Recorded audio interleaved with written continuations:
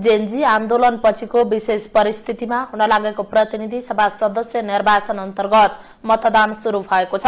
नेपालका 77 वटै जिल्लामा बिहान 7 बजेदेखि अपराह्न 5 बजेसम्म एकै चरणमा मतदान हुन लागेको हो। आज पहिलो हुने निर्वाचित हुने निर्वाचन प्रणाली प्रत्यक्षतर्फ 165 निर्वाचन क्षेत्र र समानुपातिकतर्फ 110 स्थानका लागि निर्वाचन हुनेछ। प्रत्यक्षतर्फ 61 वटा निर्वाचन चिन्हमा 65 वटा राजनीतिक दलले प्रतिस्पर्धा गर्दैछन्। प्रत्यक्षतर्फ 3017 पुरुष, 388 महिला र एक अन्य गरी 3406 उम्मेद्वार चुनावी प्रतिस्पर्धामा छन्।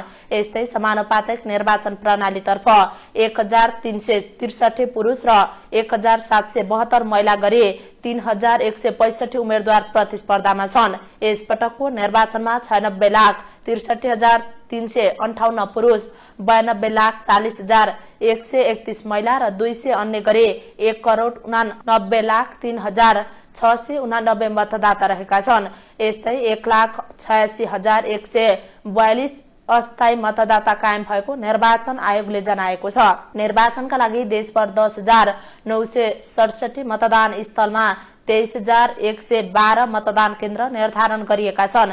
यस्तै 143 अस्थायी मतदान स्थल तय गरिएका छन्। निर्वाचन सुरक्षाका लागि 79,727 नेपाली सेना परिचालन गरिएको छ।